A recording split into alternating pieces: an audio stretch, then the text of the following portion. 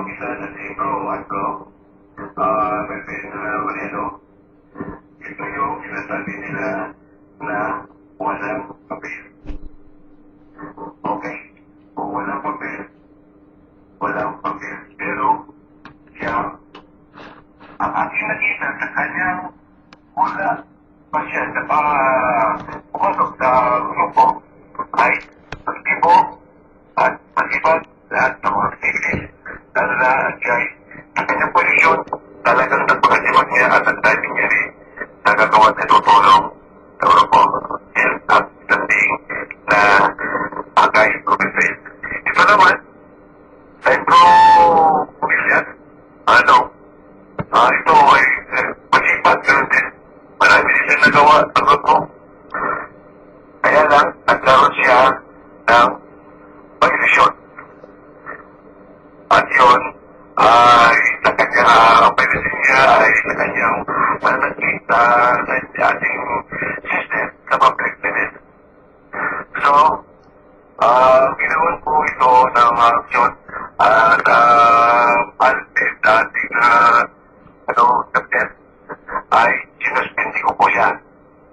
Para makita nila na pinakita ko na wala akong tinatakpan o pinupukuanan. Ngayon, sa pagkapuspindi niya, yan ang aking meron na pong statement na siya mag-attend sa election. So, pinabalik ko sa kanya na siya magano sa mga nalisali. Ngayon, bilang voter, ang dahil hindi matanggap ng bawat isa ang mga dapat na mangyari ay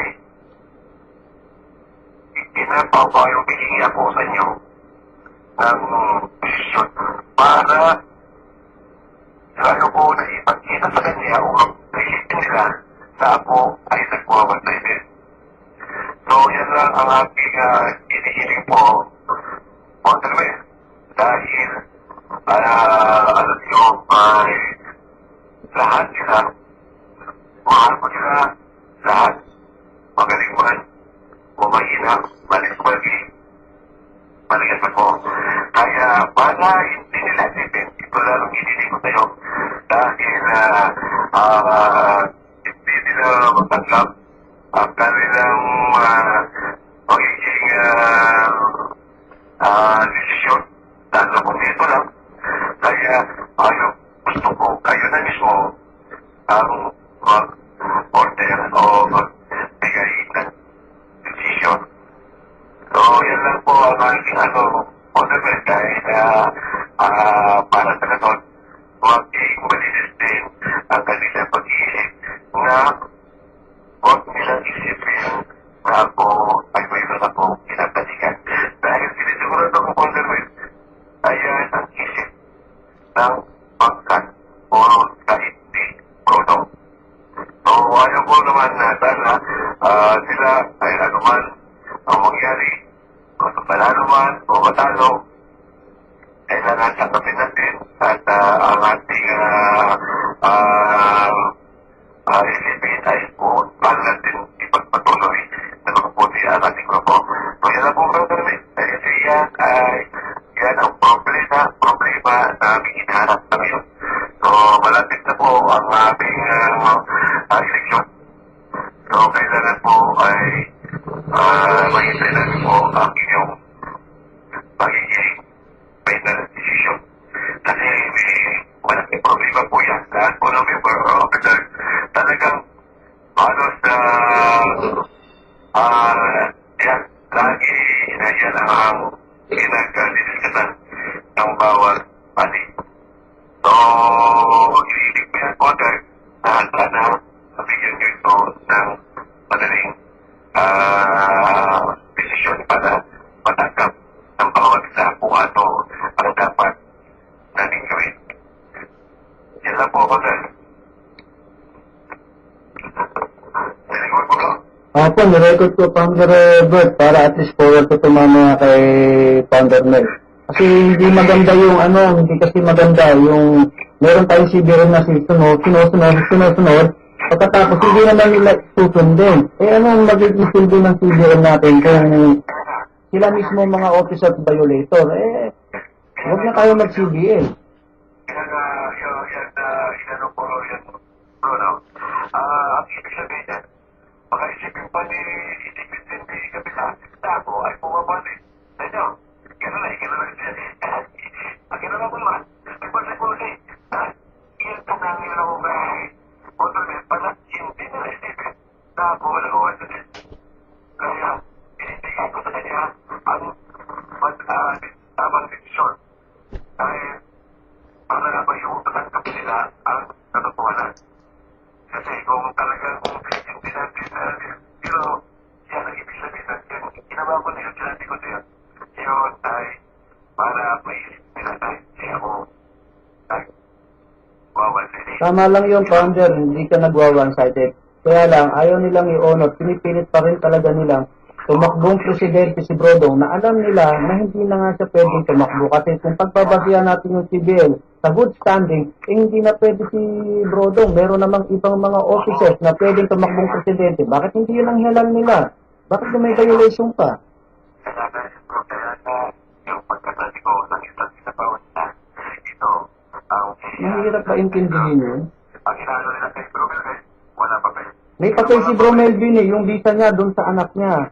Paninira na lang yung ginagawa nila. Ito nga, pero kung nagkaraan kung paano mo sabihin sa hindi nila kapatid nila kahit na visa niya. Bakit? Sa tao di ko may pagkabatang na. Yun nga. Founder Bert, mag-close ka na kay Founder Mel para isasarado ko na itong video.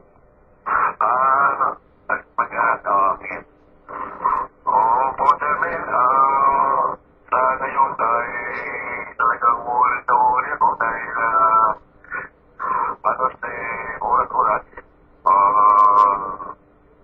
magkapon hanggang gabi ay talagang maraming sa mga tumatawag sa akin at pinapikinggan ko lahat sila.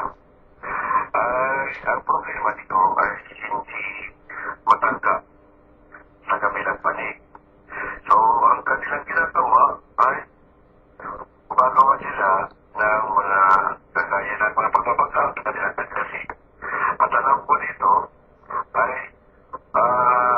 yan ang pinapakita nila na sila hindi ko yan sa magiging presidente. Kaya ito, lalo na yung bilang sa presidente, yan ay nagpagkarating sa pinsan ko sa akin. Kaya, posible tayo sa kanyang pumalbo. Dahil pinagprotektan ko pa rin ang ating grupo. So, para maiwasan ang magiging hindi maganda, dahil alam ko na ito ay talagang ang kanila hindi sila marunong tumanggap o tanggapin ng katotohanan. So, ang kanilang pinaglalaban dahil hindi ko daw may pinaan dati ka sa process. Alam nyo naman siguro po, sir, na kung itinaan ko dati ka sa process, alam ko ang mangyayari sa ating kapatid. So, ang mangyayari sa kung itinaan sa legal due process dahil dati malalaki, it's like the public business, that is, ay pagpupunta ang pagtat nun ay makukulong or ma-deport. So, ang ginawa ko, kinausap ko itong victim na ito, wala din si Dini, na kung maasip o the sake of our brotherhood, ay patatawan niya sa kanyang nagawa. Total, marami naman siyang nagawa at yan ay bibigyan ko rin ito ng access tracking chapter. Dahil kung hindi kasi patatawan yun nga ang maging problema. Nagpasalamat ako po niya dahil yan nagkinig siya dahil alam niya rin ang mangyayari kung hindi kung pagpatuloy na kanyang papel ng kaso. So yan, ang ginawa ko bilang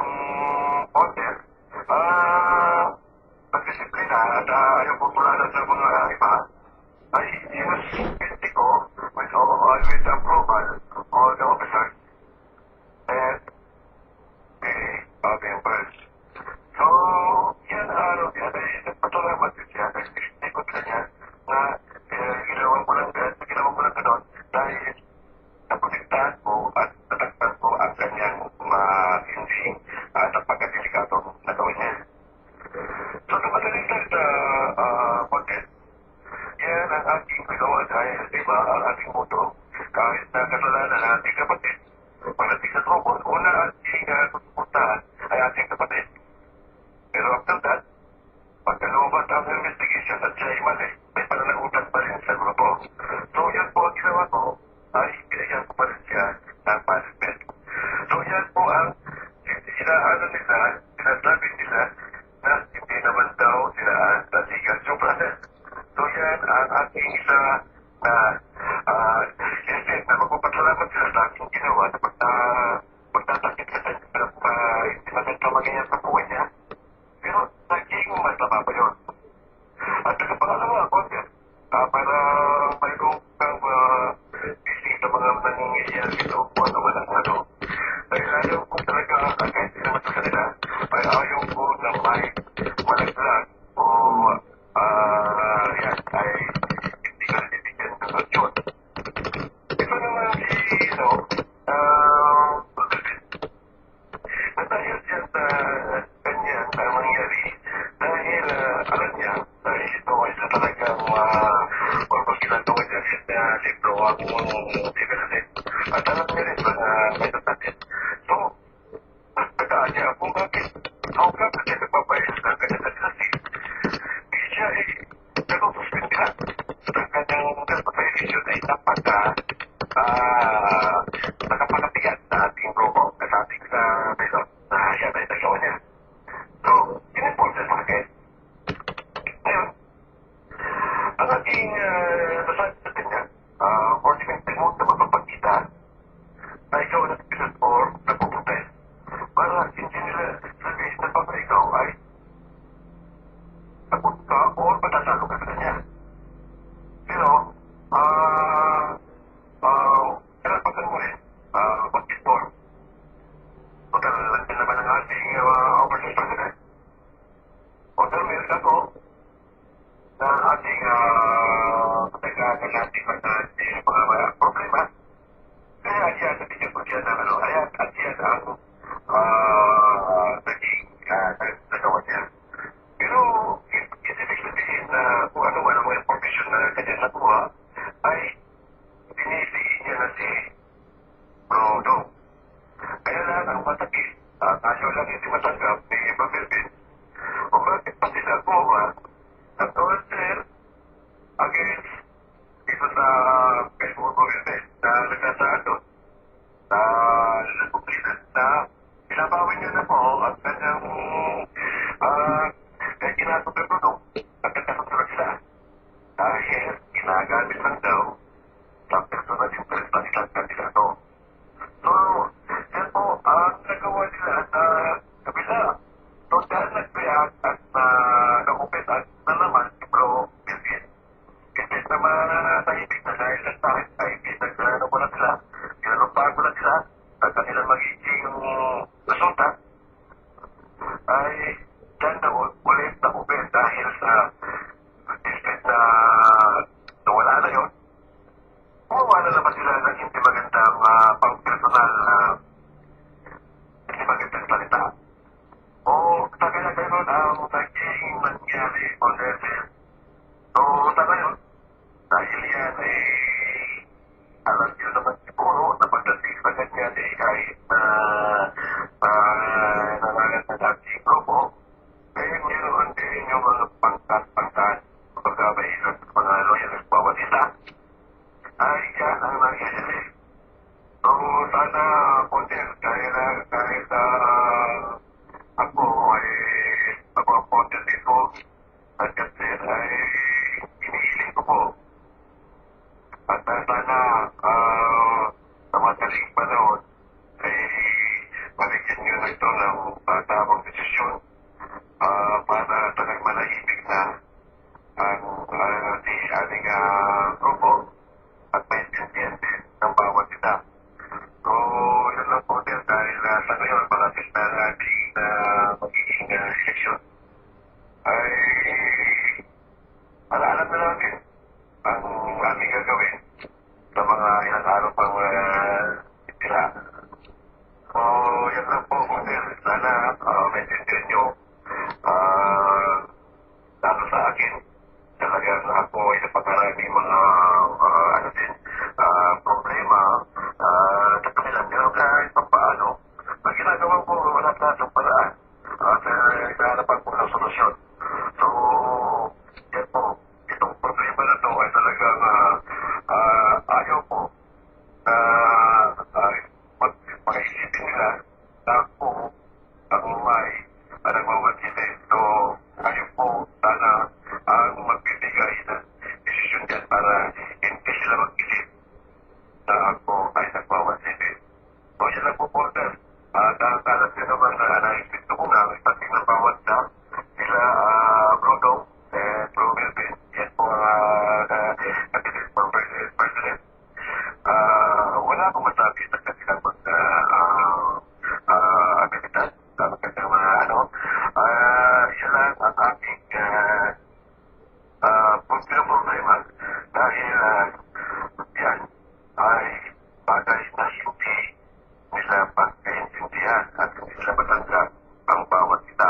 So, kayo po, dahil bumabasi naman tayo sa aking painod, ay kayo po, alam po, ang magkamagbibigay ng tamang desisyon. So, maraming salamat po, Dr. Mel. Sana maging okay sila lahat at sa pag-iilis nilo. Sana ay maging maayos din ang ating grupo dahil